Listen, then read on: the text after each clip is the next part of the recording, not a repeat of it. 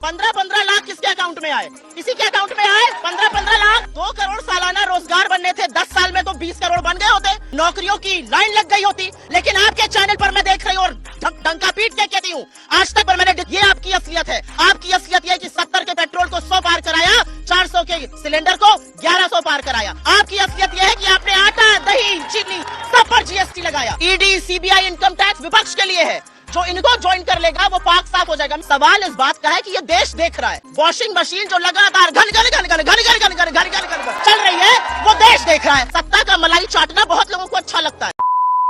नमस्कार दोस्तों, आप सभी का एक और नए डिबेट वीडियो में स्वागत है। दोस्तों, आज के डिबेट में आप कांग्रेस की प्रवक्ता सुप्रिया श्रीनेत साथ में गोदी की पत्रकार अंजना ओम कश्यप को देखने वाले हैं। डिबेट में सुप्रिया श्रीनेत ने मोदी सरकार अथवा भाजपा के 10 साल के जुमलेबाजी को गिनवाया है। मोदी सरकार के 10 सालों में देश में जिस तरह से महंगाई, बेरोजगारी और भ्रष्टाचार अपने चरम पर है, इस पर सुप्रिया ने अपनी बात रखी है। हालांकि इस बीच गोदी की पत्रकार अपने आका को डिफेंड करते हुए भी नजर आती है। बाकी दोस्तों, डिबेट काफी इंटरेस्टिंग है, पूरा डिबेट आप खुद देखिए।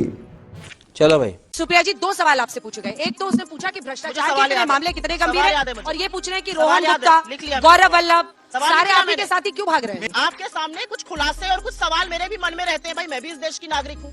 15-15 लाख किसके अकाउंट में आए? किसी के अकाउंट में आए 15-15 लाख आए? नहीं आए। 2 करोड़ सालाना रोजगार बनना था, अभी तक तो 20 करोड़ बन गए होता नौकरी। किसकी नौकरी गिनवाया भाई, अभी गिनवाया। 2 करोड़ सालाना रोजगार बनने थे, 10 साल में तो 20 करोड़ बन गए होते, नौकरियों की लाइन लग गई होती। लेकिन आपके चैनल पर मैं देख रही हूँ और डंका पीट के कहती हूँ, आज तक पर मैंने डिजिटल पर एक शो देखा, यूपी में शो हो रहा है। लोग कह रहे हैं लड़कों की नौकरियां नहीं लग रही, इसलिए लड़कियों की शादी नहीं हो रही। लोग कह रहे हैं अग्निवीर में 4 साल में 24 में रिटायर करके आप भेज रहे हैं, ना पेंशन दे रहे हैं, ना नौकरी दे रहे हैं। युवा कहता है मैं सीने पर गोली खाने को तैयार हूँ देश को। आप कहते हो बेटा तुम्हें मैं 24 में रिटायर करूंगा। ये आपकी असलियत है। आपकी असलियत ये है कि 70 के पेट्रोल को 100 पार कराया, 400 के सिलेंडर को 1100 पार कराया। आपकी असलियत ये है कि आपने आटा, दही, चीनी सब पर जीएसटी लगाया। जनता और इस देश की 55% लोग जो सर्वे में पार्टिसिपेट किए, उन्होंने कहा भ्रष्टाचार 5 साल में जबरदस्त तरीके से बढ़ा है। ईडी, सीबीआई, इनकम टैक्स विपक्ष के लिए है। जो इनको ज्वाइन कर लेगा वो पाक साफ हो जाएगा। मैं कुछ सवाल पूछ लेती हूँ छोटे छोटे।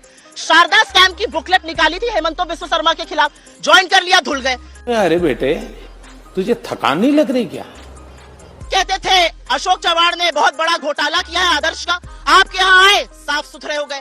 आप कहते थे नारायण राणे ने लैंड का स्कैम किया है, अरे करते एजेंसी से काम, आपके यहाँ आए साफ हो गए। आप कहते थे शुभेंदु अधिकारी चिटफंड स्कैम में शामिल है, आपके यहाँ आए तो साफ हो गए। सवाल इस बात का है कि ये देश देख रहा है।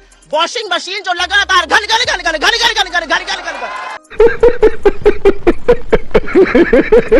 चल रही है, वो देश देख रहा है। और देश ये भी देख रहा है कि नरेंद्र मोदी जी युवाओं के बारे में, गरीबों के बारे में, मणिपुर के बारे में, महिलाओं के बारे में चिंता नहीं करते। रोहन गुप्ता, गौरव वल्लभ पे कुछ नहीं बोल देती हूँ, उनके बारे में बोल देती हूँ। देखिए, ये जो लड़ाई हम लड़ रहे हैं ना, जहाँ पौने 4-4 मिनट निशब्द होकर सुना जाता है, सुनते हैं लोग, उस लड़ाई को लड़ने के लिए बड़ा कलेजा चाहिए। वो लड़ाई सबके बस की बात नहीं है। जो कायर थे वो जाएंगे। और मैं एक और बात कहती हूँ सीना ठोक के, कल जाना है आज जाओ, क्योंकि इस लड़ाई में आप जैसे कायरों की जगह नहीं है। इस लड़ाई में जो सीना ठोक कर और गोली खाने की हिम्मत रखा है, उसकी जो कल तक आपके साथ था उसको कायर बोलने में आपको जरा भी हिचक बिल्कुल भी नहीं, बिल्कुल भी क्या नहीं। केस है उनके बता खिलाफ? दूं क्यों? किस डर से गए हैं वो? मैं आपने बता तो रोहन दूं। गुप्ता को टिकट भी दिया था। नहीं, सत्ता की लोलुपता, सत्ता की लोलुपता, सत्ता का मलाई चाटना बहुत लोगों को अच्छा लगता है। सत्ता की मलाई खाकर ही तो ज्योतिरादित्य जी वहां गए। कोई प्रेम थोड़ी हो गया। अगले सवाल पे छोटा सा जवाब फिर आपके पास जा रही हूँ। अपना भी टाइम गिनिएगा सुप्रिया जी, अपना टाइम आप गिनती नहीं है।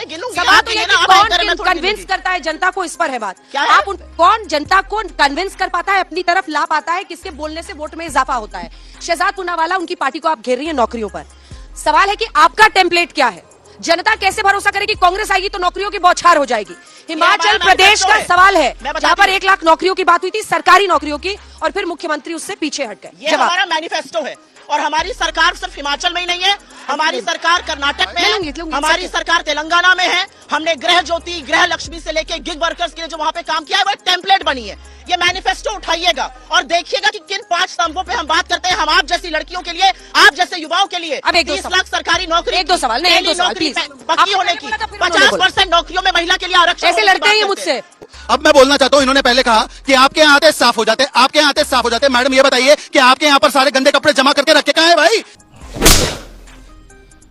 अब तो सच बोल दे, आप अपने गंदे कपड़ों को निकालती क्यों नहीं? या उनकी गंदगी तभी नजर आती है जब वो दूसरी जगह चले जाते हैं। और दूसरी बात कि जो इन्होंने वादे कर्नाटका में किए थे, इनसे पूछे कि कितने घरों का बिजली बिल हाफ किया, नहीं जवाब दे सकते। हिमाचल में कितनी महिलाओं को 1500 रुपए दिया, नहीं बता सकते। जो संदेश खाली पर चुप रहे और शाहजहां शेख के साथ खड़े रहे। हमने ब्रिजभूषण सिंह पर कार्रवाई की, पर इन लोगों ने लाल सिंह को लिया। लाल सिंह वो व्यक्ति है जिन्होंने एक 8 साल की बच्ची के रेपिस्ट के साथ खड़े होने का काम किया, उसको टिकट दे दिया। आज किस मुंह से ये बोलती हैं? इनसे पूछिए लाल सिंह को टिकट कैसे दिया? आप लोग पता नहीं कितने लोग बच्चे यहाँ से मैक्लोडगंज या लद्दाख या ऐसी जगह गए हैं। मैं आपसे एक बात पूछती हूँ, लद्दाख लेह कभी जाइएगा तो वहां पर एक व्यक्ति है सोनम वांगचुक। आपने सबने 3 इडियट्स देखी होगी। 3 इडियट्स में जो आमिर खान का किरदार है वो उन पर ही आधारित है। सोनम वांगचुक ने 21 दिन का फास्ट किया, 21 दिन का व्रत किया। लद्दाख की जनता सड़कों पर है आज की तारीख में। 3 लाख की जनता है, 10% लोग आज भी सड़क पर हैं और कहते हैं कि चीन घुस आया है, हमारे चरवाहे जा नहीं पा रहे हैं, सरकार को 6 शेड्यूल में हमें शामिल करना चाहिए। उनकी बात तो करना दूर, उन पर कोई डिबेट नहीं है। प्रधानमंत्री मोदी को कोई फर्क नहीं पड़ता कोई जिए या मरे, चाहे मणिपुर हो और चाहे लद्दाख हो। ये मोदी जी की असलियत। दूसरों की मर्यादाओं पर, दूसरों के नैतिकता पर सवाल ये खड़े करती है। और अगर नाम बुलाना गलत है तो गोदी मीडिया किसने टर्म कॉइन किया? आपको भी गोदी मीडिया कौन बोलता है? बताइए जरा एक बार इसको। इतना छोटा पहले कभी नहीं हुआ होगा। तो दोस्तों आज के लिए बस इतना ही। उम्मीद है आपको यह डिबेट वीडियो पसंद आया होगा। इसी के साथ 24 लोकसभा चुनाव को लेकर आप क्या सोचते हैं? इस बार फिर से मोदी सरकार आएगी या फिर हवा बदलते हुए देश में इंडी गठबंधन की सरकार बनेगी? हमें अपनी राय नीचे कमेंट कर जरूर बताएं। साथ ही अगर आप हमारे चैनल पर नए हैं तो प्लीज़ वीडियो को लाइक करके चैनल को सब्सक्राइब कर लें।